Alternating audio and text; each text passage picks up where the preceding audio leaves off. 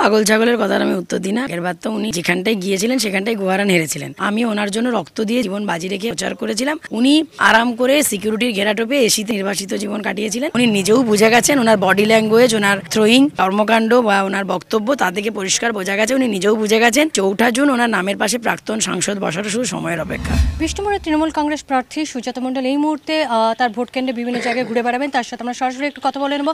সুজাতা দি, আপনি দেখলাম সকাল বেরিয়ে আগে প্রণাম করলেন, সেটা কি ইষ্ট দেবতার নামে? একদম নিশ্চয়ই, মানে গুরুকে ছাড়া তো কোনো কিছুই সম্ভব নয়। গুরু কৃপাই কেবলম। তো আমি গুরুদেবকে প্রণাম জানিয়ে, ঈশ্বরকে প্রণাম জানিয়ে আমি আমার যাত্রা শুরু করছি। আজকে এই ভোটের দিনের যাত্রা। আর তাছাড়া এতগুলো দিন তো সব গুরুদেবের আশীর্বাদ, মা বাবার আশীর্বাদ, জনগণের আশীর্বাদ নিয়েই পার করেছি। তো গুরুদেবের আশীর্বাদ, মা বাবার আশীর্বাদ, আমার নেতা অভিষেক বন্দ্যোপাধ্যায়ের আশীর্বাদ তো মাথায় নিয়ে আমি আজকে বেরোচ্ছি। নেতৃত্ব মাথার উপরে রয়েইছেন মমতাদি, এবং এরপরে আমি আমার জনতা জনার্দনের আশীর্বাদ ভোট বাক্সে পড়ছে, মহিলাদের আশীর্বাদ ভোট বাক্সে পড়ছে। তো এইভাবেই আর কি। ভোট প্রায় 1 ঘন্টা হয়ে গেছে, ভোট হয়ে গেছে। কোনো রকম অভিযোগ এখনো পর্যন্ত এসছে? বিভিন্ন জায়গা থেকে, ইন্দাস থেকে কিছু অভিযোগ আসছে, কিন্তু অন্য কোথাও জায়গা থেকে আপনাদের তরফ থেকে কোনো অভিযোগ আসছে না? দেখুন, এখনো পর্যন্ত সেরকম বিরাট কিছু অভিযোগের জায়গা এখনো পাইনি। সবে 1 ঘন্টা ভোট হয়েছে, ফ্রুটফুলি হচ্ছে।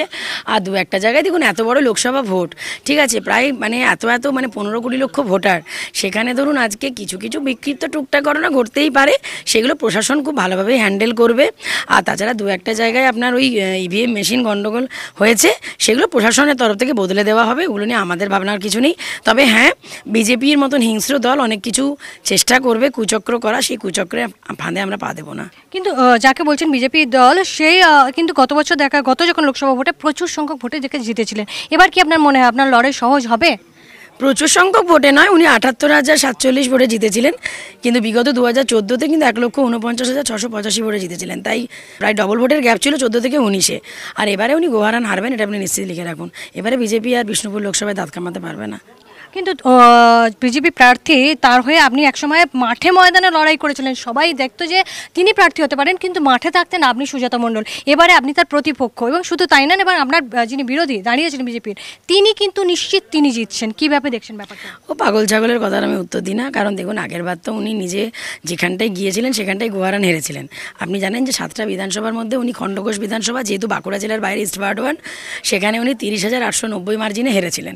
আর যে 6টি বিধানসভা, যেমন ধরুন বিষ্ণুপুর, কতুলপুর, ইন্দাস, সোনামুখী, বড়জোড়া এবং ওঁদা, এই 6টি বিধানসভায় উনি একটি দিনের জন্য প্রবেশ করতে পারেননি।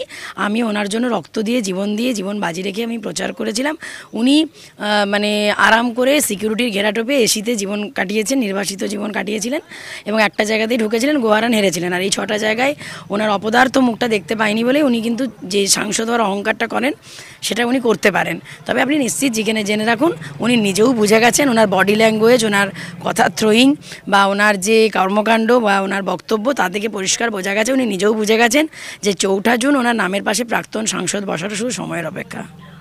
আমরা কথা বললাম বিষ্ণুপুরের তৃণমূল কংগ্রেস প্রার্থী সুজাতা মণ্ডলের সঙ্গে, যার প্রতিপক্ষ কিন্তু তার আগের প্রাক্তন স্বামী সৌমিত্র খান। তিনি বলছেন যে সৌমিত্র খান গতবারে লোকসভা ভোটে জিতলেও এবারে কিন্তু তিনি নিশ্চিত, অর্থাৎ সুজাতা মণ্ডল জিতবেন, সৌমিত্র খান হারবেন।